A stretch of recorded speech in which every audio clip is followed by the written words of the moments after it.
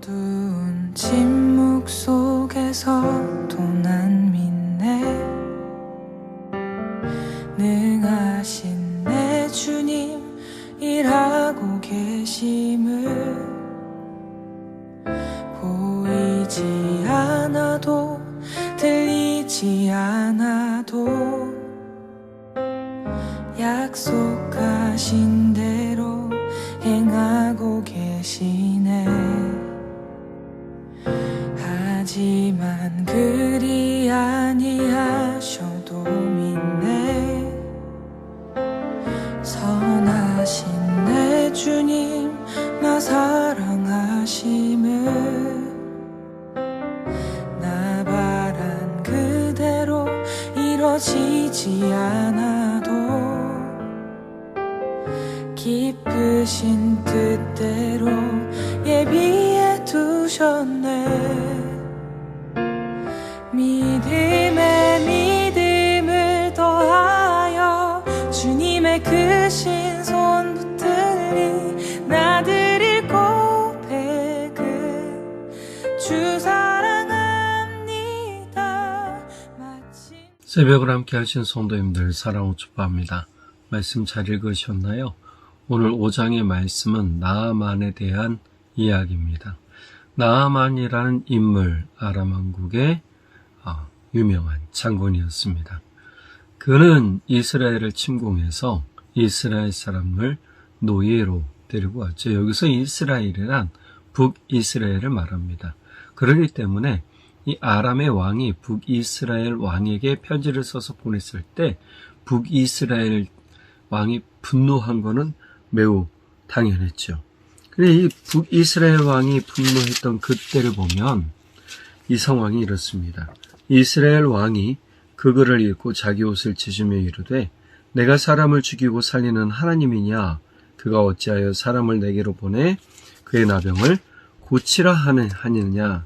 너희는 깊이 생각하고 저 왕이 틈을 타서 나와 더불어 시비하려 함인 줄 알라 하니라. 그러니까 어떤 목적이 있을 것이다. 이 나라를 다시 치려는 목적이 있을 것이다 라고 생각을 해요. 그런데 진짜 순수 그 자체로 나아만을 고치기 위한 아람 왕의 편지였습니다. 그러면 이 나아만이라는 인물에게 어떤 문제가 있었나요? 오늘 본문에 보면 나병, 지금으로 얘기하면 한센병, 그 당시에 한센병은 성 밖에서 쫓겨나 생활을 해야 됐지만 이 나아만이라는 인물은 전쟁을 너무 탁월하게 잘하는 장군이었습니다. 군대를 잘 통솔하는 장군이었죠. 그러니 왕의 입장에선 이 사람이 나병 환자였어도, 한센병 환자였어도 장군으로 두고 측근에 두고 살아야 됐습니다. 근데 이 나아만이 북이스라엘을 침공해서 노예로 이스라엘 사람들을 잡아왔을 때 여자아이 하나가 자기의 아내를 섬기게 됐어요.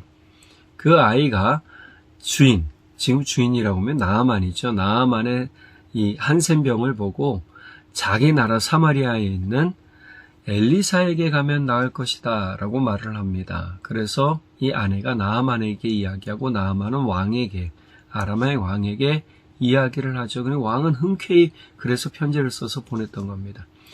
자, 그리고 오늘 8절에 보면 이 분노하는 북이스라엘의 왕에게 엘리사가 자기에게로 보내라 라고 얘기를 합니다.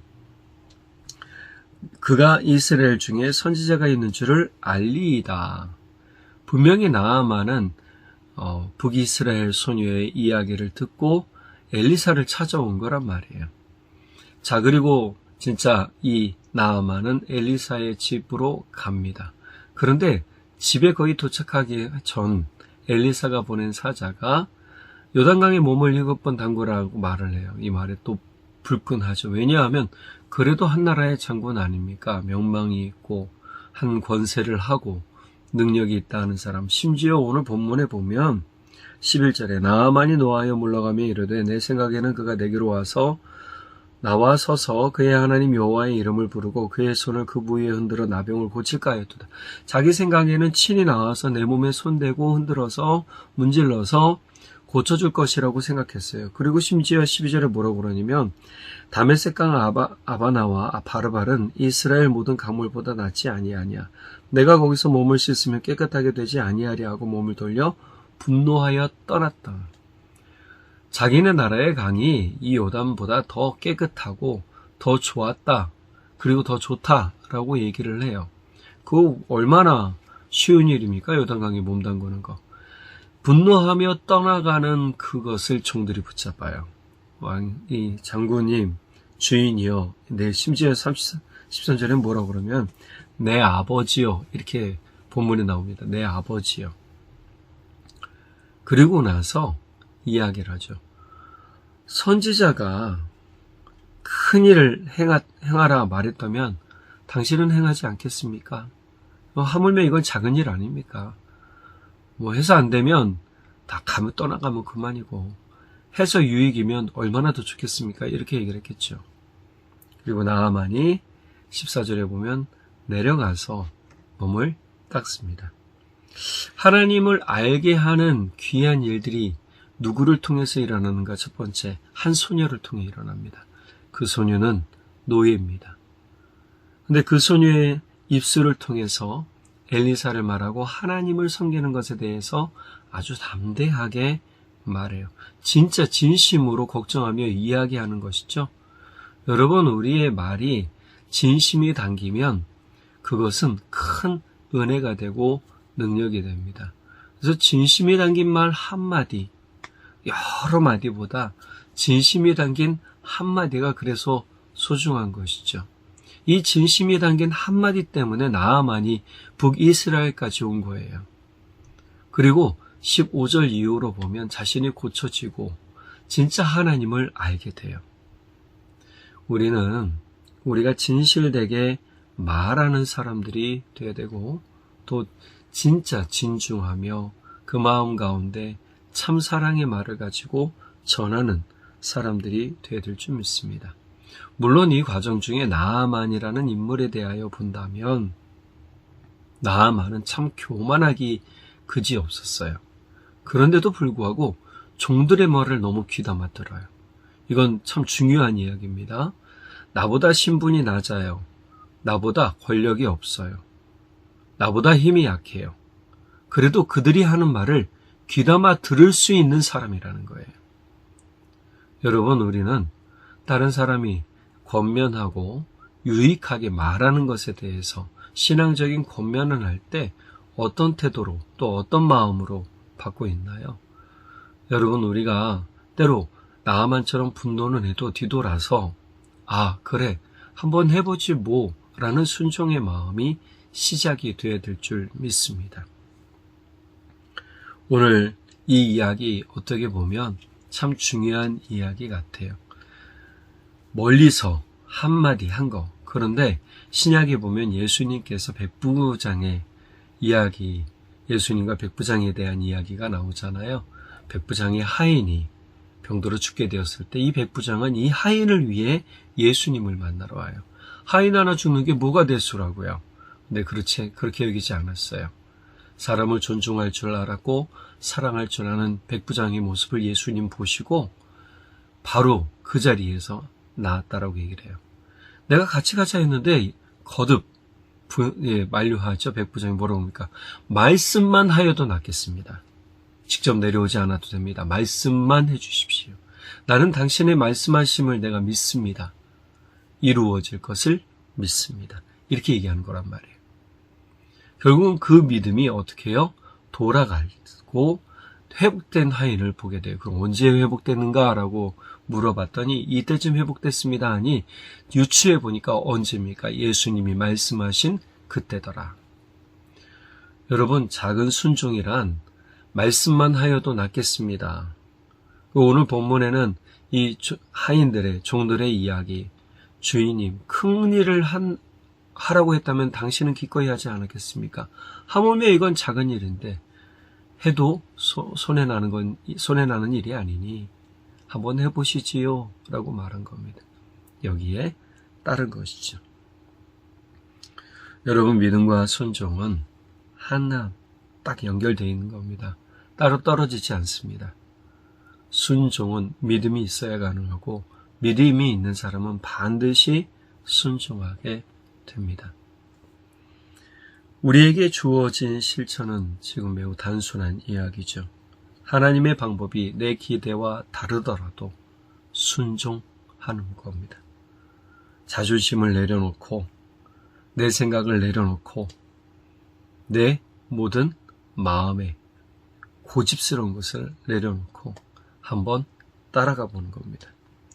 위대한 일이 아니고 자꾸 단순해 보이는 순종이 곧 은혜의 통로가 됩니다. 부인했는데도 불구하고 화를 냈는데도 불구하고 실제 나아만 14절에 보면 나아만이 요단강에 7번 물을 담갔을 때 어떤 일이 됐는가 오늘 말씀에 보면 그의 살이 어린아이의 살같이 회복되어 깨끗하게 되었더라. 어린아이 살이 어떤 살이에요? 맨들맨들하고 탄력이 있고 건강한 피부잖아요. 그것을 이야기하는 겁니다. 우리는 우리의 삶에서 진짜 믿음과 순종으로 하나님의 말씀을 들을 때 어떻게 실천하고 어떻게 순종할 것인가를 잘 기도하고 결단해야 됩니다. 그것이 곧 은혜가 되고 복이 되는 것입니다. 오늘 이 말씀, 작은 그러한 순종의 결단이지만 결국 나아만은 치유받았다. 우리의 삶도 주님의 말씀, 작은 것이라도 아멘 하며 순종할 때 주님이 큰 일로 우리에게 응답해 주실 줄 믿습니다. 기도하겠습니다. 사랑의 하나님 아버지 참 감사합니다. 우리의 불순종이 얼마나 많은지를 되돌아보며 회개합니다. 주님, 우리가 말씀을 들었는데 말씀대로 살지 못했던 것을 용서해 주십시오. 주님이 우리에게 살 길을 주셨습니다.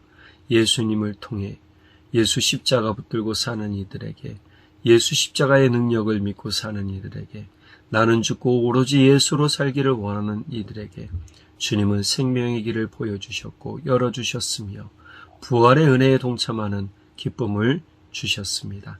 우리가 지금 우리의 생각과 마음을 내려놓고 주님의 말씀에 아멘 하며 순종하고 실천하겠으니 주의 말씀이 우리에게 양약이 되고 우리의 삶, 우리의 몸, 우리의 모든 가정, 자녀들 건강하게 되며 우리의 사업에서도 주의 말씀에, 진리의 말씀에 씨앗이 뿌려져 진리로 거두는 은혜가 있도록 성령 하나님 도우시고 인도해 주십시오. 주의 생명의 복음이 우리의 길임이고 우리의 생명임을 고백하며 감사드리며 우리의 참 복음이신 예수님의 이름으로 기도드렸습니다. 아멘. 오늘도 복음에 순종하며 살아가는 우리 모두가 되기를 간절히 바랍니다. 사랑하고 축복합니다. 내일 또 뵙도록 하겠습니다. 믿음의